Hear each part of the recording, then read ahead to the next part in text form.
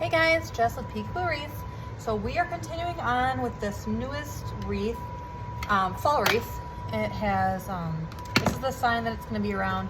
It's black, it says welcome to our home. It has gorgeous orange, burnt orange, cream. There's olive greens and really pretty tans in here. Gives us lots of colors to work with to make our bow. So what I was thinking is, well, first of all, before I do anything, so this sign is from Hobby Lobby. These stickers are kind of hard to get off, and the feeling of scratching them kind of grosses me out. So what I've learned to do is, instead of, I don't like to leave it just like this, because just in case this does show through the back of the wreath, I think this looks unprofessional. I like my items to look like, you know, this sign was created for this wreath. I know it wasn't, customer knows that, but I want it to look as like one piece, not like I bought this from Hobby Lobby and I bought this from here and that's from there. It's all one item made by Wreath. So I take my, I just take some hot glue, put it like that, stick one of my business cards on there. I took a staple and I put right here, I use one of those power staplers. I put my pipe cleaner in here. I'll put a bead of hot glue and then I will twist that tightly and then I'll be able to put that into my wreath. So I just wanted to show you that so that you can kind of understand what I'm doing here. So I have this really pretty ribbon. It is like cream. The background is cream. It's not like cream, it's cream. There's a lot of really pretty fall colors in there that correspond with the sign. We have the olive green and the coppers and the reds and all the good things. So I'm gonna be doing this first. I'm gonna do 2 loops on that, the bottom. I wanted to do a solid after that, so I'm gonna do this. It's really pretty. It has like a frayed edge on it, the burlap. So we're gonna do 2, 1, and then we'll be doing 2 of the pumpkin, and then we're gonna be doing 1. I couldn't figure out if I wanted this one or this one. I think I'm gonna do that. And then probably 2, and then 1. So that is the order that I'm gonna be doing this bow.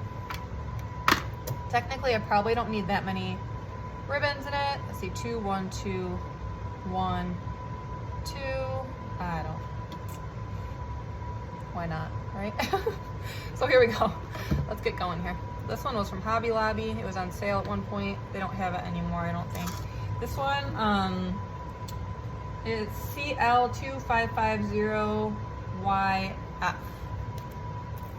And this one is a satin ribbon. I don't usually love satin ribbons. I prefer like the burlap feel, but this one is just so pretty. I can't give it up. So I am thinking we're gonna be putting our bow at the bottom of our sign. So we're gonna have those really pretty tails flowing off.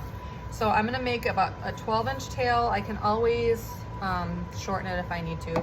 But when I do make these wreaths with the signs and the bow on the bottom, it looks really pretty to have those tails flowing off. So here we go. I'm just gathering it here. I usually make when I do make my bows, I build them from the bottom up. So there's no like flipping it or anything like that. There's no questioning how it's gonna turn out. So here we go, we're just gonna gather it.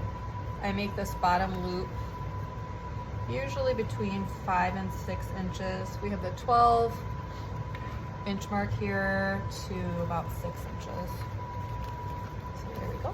We're just gonna fold it up. We're making sure that each side of the bow is symmetrical, which is why we build it on this mat that has measurements on it. This is called a self-healing mat, which means like you can use your rotary cutter on it to cut the mesh and it won't make a hole through it. Unless you've had it for a long time, then eventually it will start to wear out. But it takes years. Okay, just making sure my loops are as even as possible. Making sure that the unfinished side is facing up before I put it down into my bow dabra, which is the bow maker that I'm using here. We always use wired ribbon so that when the customer stores it, because it's sure to last all season long, and they take it out of storage, if it's a little crumply, they can just fluff it out and it'll look as beautiful as today.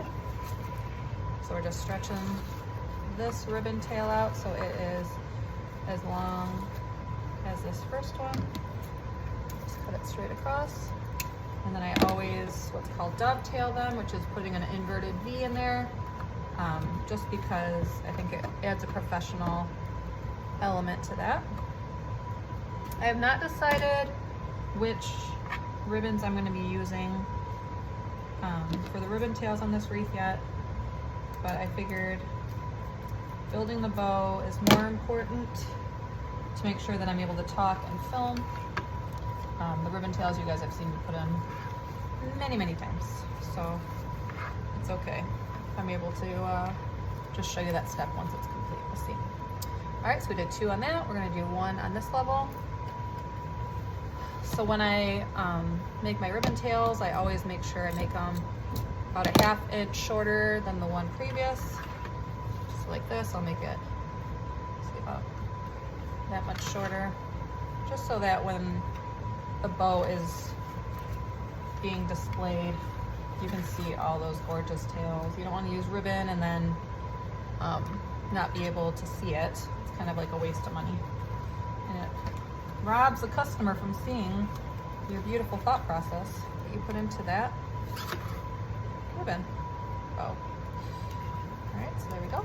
We're just making each loop a little bit shorter than the first one so that you can see all the different layers. You don't want to cover anything up, and that's one of the reasons that I do this style of bow with the 2 loops, then the 1, then the 2, then the 1, all the way up. There's not really a specific number of ribbons that I tend to use. It's just always making sure that the one on top is a little bit shorter than the one underneath, and that we're always doing the 2-1-2-1 pattern. So here we go. This one is a really pretty burlap. This is our 7640-04. This one is a directional ribbon. If it bothers you, you could make it so that all the pumpkins, we'll see. Let's see how it goes. Let's see if it bothers me. I don't know. But I did make sure that I used a pattern, then a solid, then a pattern on purpose so that the patterns aren't competing for attention. All right, let's see how this goes. I don't think there's really a way to make the pumpkins look upside down. Let's see. Let's see, let's see. Oh, looks good to me.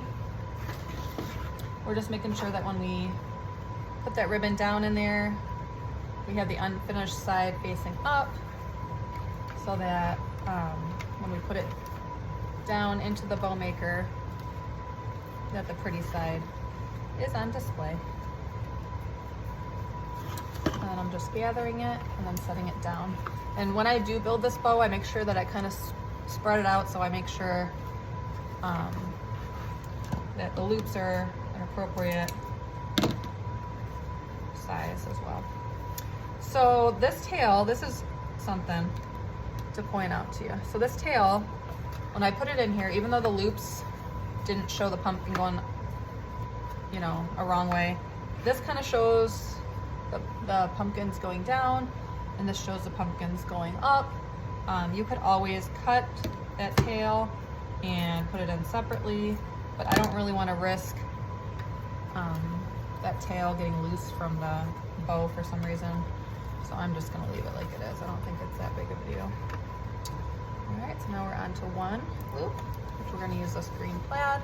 It's the same green as the green in the stems of the pumpkin. We're just going to gather it, twist it.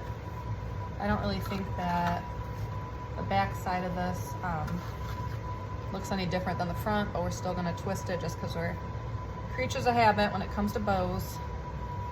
And sometimes around the edge you can tell, so I want to make sure that our bow looks nice and pretty on both sides of the loops, I should say, on the bow. All right, there we go. And then just bring that tail down.